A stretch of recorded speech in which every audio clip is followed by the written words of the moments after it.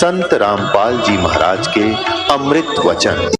एक चीटौन पिता थे, दाता ने वो बच्चा अपने पास रखा, उसको भक्ति दी। अब क्या है कि कुछ दिनों के बाद परमात्मा के संग रहने से उस कमाल के अंदर अभिमान आ गया। राज तजना सहज है, सहज तरिया का ने मान बढ़ाई ईर्षा ये दुर्लभ तजना ये। अब क्या है कि परमात्मा लीला करते हैं, वो कुछ एज्ड हो गए लीला में, शरीर में, और वो कमाल नाम का बालक 17-18 साल का हो गया, युवा, भक्ति मिल गई, ज्ञान रोज सुनाई करता, अपने मुंह बोले भगवान और पिता के साथ। वो तो सबका पिता है कबीर साहब, ऐसे तो सबका ही पिता है, सबका जनक है, सबका पालक है। अब ये गलती हो जाती है हमारे से, 4 बातें सीख कर, जो ज्ञान सुनकर हम स्वयं वक्ता बनकर प्रभुता के पात्र बनना चाहते हैं, ये जीव की सबसे बड़ी भूल और दुर्भाग्य होता है। यह संगत भी ज्ञान के अभाव से, किसी को से थोड़े से ज्ञान के वचन सुन लिए दास से प्राप्त, और वो ठीक सा बोलने लग गया और सब उसी की तरफ देखने लग जाते हैं, वाह वाह बहुत अच्छा बोलता है, खाक बोलता है बता। और फिर वही बात बिगड़ जाती है कि गुरु को तजय बजय सो आना, तापसुआ को फोकट ज्ञाना। गुरु को छोड़कर अन्य पर आसक्त होते तो वो भी एक फोकट ज्ञान है उन लोगों का। जैसे हम भगवान को छोड़कर इस काल पर आसक्त हुए थे, आज ये दुख भोग रहे हैं। तो इस प्रकार हमने अपने पतिव्रता पद से भी नहीं गिरना है। ज्ञान भगवान का है, बोलने वाला किसी तरह बोल रहा है वो उसका ज्ञान नहीं है, तो उससे आकर्षित नहीं होना चाहिए हमने, नहीं तो फिर हम पतिव्रता पद से गिर जाते हैं, नाम रहित हो जाते। तो कितना ही कोई वक्ता बना फिरे जाओ, वो कर्महीन इंसान है, जो फिर उसमें महिमा की भूख बन जाती है। यही रोग लग गया कमाल का।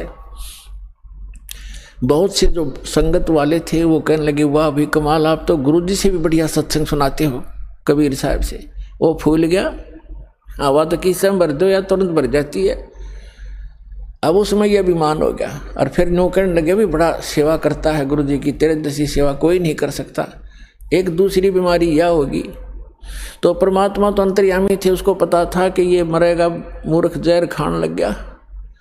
अब संकेतों में समझा करते थे भगवान कि भाई अभिमान चाहे तो धन का हो जा, कोई दान गढ़ा करता है, दान का अभिमान हो गया, मैंने इतने पाठ करा दिए, मैंने ये बनवा दिया, फलान कर दिया।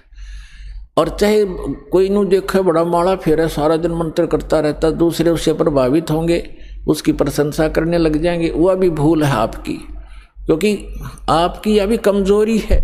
अब जैसे कोई एक लड्डू खा रहा है और दूसरा यूँ कह रहा, देख 4 लड्डू खा गया, वाह भाई वाह बड़े लड्डू खा गए। अब उसके लड्डू खाने का आपको क्या मिला? आप भी प्रबंध करो 4 लड्डुओं का, जब तब बराबर हो, उसकी खाक प्रशंसा करे, वो भक्ति करे, तुम उसकी प्रशंसा करे, आप भी करो फिर। तो ऐसे हम मार खाते। ये कमजोरियां हैं जो दास आपको बता रहा है, जो आपके भक्ति की गाड़ी में पंचर कर देंगी। इन कमजोरियों से बचना ही बचना है। एक वृद्ध व्यक्ति था, डॉक्टर के पास गया और डॉक्टर ने देखा अस्थि पिंजर सा शेष है वृद्ध, तो वो कहने लगा, डॉक्टर जी मेरे पिंडलियों में दर्द रहता है। डॉक्टर बोला, जी कमजोरी के कारण है बाबा। तो कहने लगा, जी मेरी ऐसे सांथलों में भी दर्द रहता है, सांथलों में। डॉक्टर बोला, भाई कमजोरी है, कमजोरी है, कमजोरी, वीकनेस। वृद्ध कहने लगा, जी मेरे सिर में भी दर्द हो जाता है। डॉक्टर कहने लगा, कमजोरी है। फिर उसने कहा वृद्ध ने कि मैं खड़ा होता हूँ चक्कर आता है। तो डॉक्टर बोला, बाबा कमजोरी है। अब वृद्ध ने गुस्सा आ गया, ने बोला, तू डॉक्टर है गम चक्कर, एक के बाद जाने कमजोरी है, कमजोरी है, कि मैं और भी बताओगा। तो डॉक्टर बोला, यह अभी कमजोरी के कारण है, आपने गुस्सा जो आया ये भी कमजोरी के लक्षण है। ये गुस्सा भी कमजोर आदमी को ही ज्यादा आता है। तो पुण्यात्माओं, जो दास आपको बता रहा है ये भी कमजोरियां हैं, इनमें से कोई से भी हो वह भी कमजोरी ही है, वीकनेस से आपको यानी भक्ति मार्ग में बाधक है। परमात्मा कहते हैं, जैसे माता गर्भ को रखे यत्न बनाए, ठेस लगे तो छन्न होवे, तेरी ऐसे भक्ति नसावे। जैसे किसी बेटी को, बहन को, माई को गर्भ रहता है तो उसको वो जानती है उस गर्भ को प्रफुल्लित करने के लिए वो कितनी सावधानी बरतती है। किसी बहन को 2-4 वर्ष के शादी के उपरांत जब गर्भ रहता है, अब उसको पता है वो कितनी चिंतित रहती है। करवट लेते समय रात को भी ये चिंतित एकदम फड़क के उठती है, कहीं मेरे बच्चे पर दाब ना आ गई हो, मेरा गर्भ खराब ना हो जा। ऊंचे नीचे पर पैर रखते समय भी बहुत ध्यान से चलती है। खाने पीने की भी वो बहुत सावधानी बरतती है कि कहीं मेरा ये गर्भ रूपी लाल नाश ना हो जाए। तो परमात्मा कहते हैं जिस दिन आपने परमात्मा की असत भक्ति मिल गई तो आत्मा के अंदर आपका भक्ति रूपी वो गर्भ स्टार्ट हो गया उस दिन से। अब यहाँ बताते हैं कि जैसे माता गर्भ को रखे यतन बनाए और ठेस लगे तो क्षीण होवे, ऐसे भक्ति नसावे। तो ऐसे ये ठेस नहीं लगने देनी चाहिए भक्ति रूपी गर्भ के। ये मोक्ष रूपी लाल बनाने के लिए बहुत सावधानी बरतनी पड़ेगी आप। तो उस कमाल के मन में दोष आ गया। परमात्मा बार बार कहा करते सत्संग में सबको सामूहिक ज्ञान दिया जाता है, प्रत्येक व्यक्ति को नहीं बताया जाता। और जैसे औषधि मुख के माध्यम से गोलियां, दवाई, जड़ी या इंजेक्शन के माध्यम से एक ही स्थान पर लगाई जाती हैं, वो जहाँ दर्द होता है, जहाँ पीड़ा होती है, वो औषधि वहाँ काम कर देती है।